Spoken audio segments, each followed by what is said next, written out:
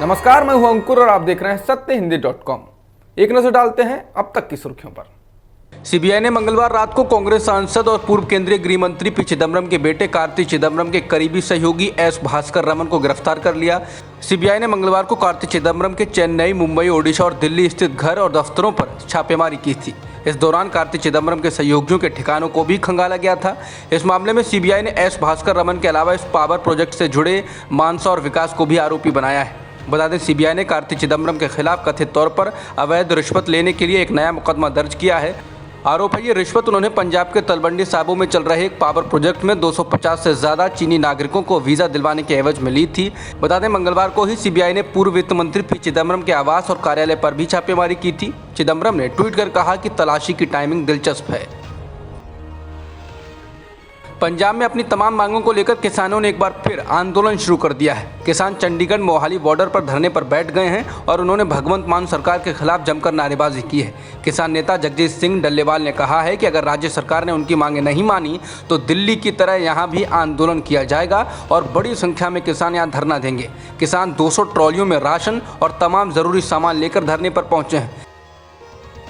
पंजाब में किसानों के प्रदर्शन पर पंजाब कांग्रेस के पूर्व अध्यक्ष नवजोत सिंह सिद्धू ने आम आदमी पार्टी की सरकार पर निशाना साधा।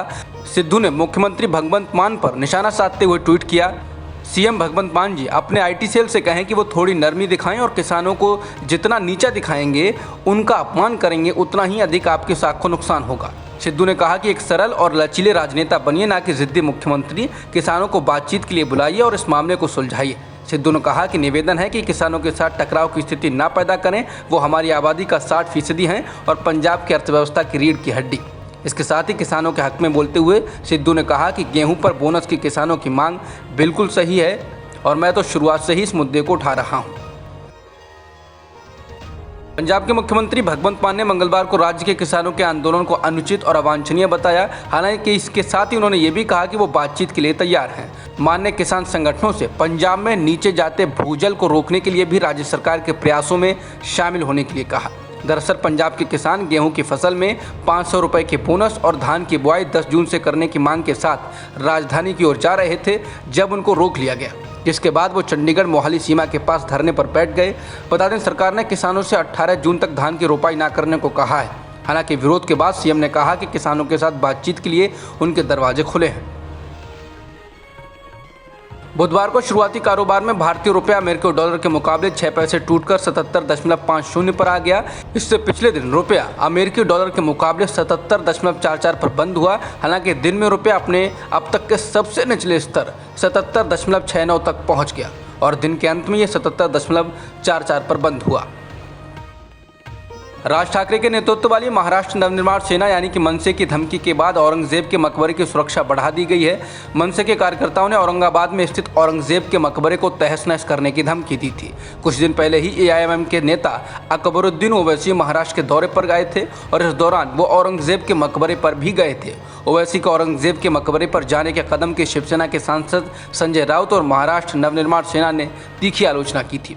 मनसे के नेता गजानन काले ने कहा था कि शिवाजी की धरती पर मुगल शासक के मकबरे की कोई ज़रूरत नहीं। उन्होंने कहा था कि अगर इस मकबरे को ध्वस्त कर दिया जाता है तो औरंगजेब के वंशज उस स्थान पर श्रद्धांजलि देने नहीं जाएंगे। गजानन काले ने दावा किया था कि शिवसेना के संस्थापक बाल ठाकरे चाहते थे कि औरंगजेब के मकबरे को गिरा दिया जाए। काले ने शिवसेना से पूछा था कि क्या वे बाला साहेब ठाकरे ने जो कहा था उस पर अमल करना चाहते हैं। कर्नाटक में बीजेपी सरकार पर विपक्ष ने शिक्षा का भगवाकरण करने का आरोप लगाया।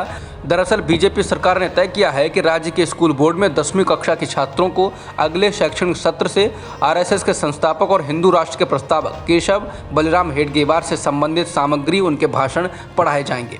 जिसके बाद विपक्ष ने विरोध जताया और कहा कि सरकार हेडगेवार को तो पाठ्यक्रम पुस्तकों में शामिल कर रही है, लेकिन मैसूर के शासक रहे टीपू सुल्तान और स्वतंत्रता सेनानी भगत सिंह को हटा रही है।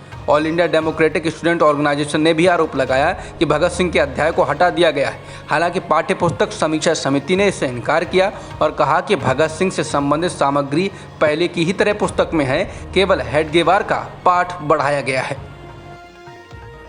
उत्तर प्रदेश में शहरों के नाम बदले जाने के क्रम में क्या अब राजधानी लखनऊ का नंबर आने वाला है? मुख्यमंत्री योगी आदित्यनाथ के एक ताज़ा ट्वीट से इस बात के संकेत मिले हैं। योगी आदित्यनाथ सरकार इससे पहले फैजाबाद का नाम बदलकर अयोध्या और इलाहाबाद का नाम बदलकर प्रयागराज कर चुकी है।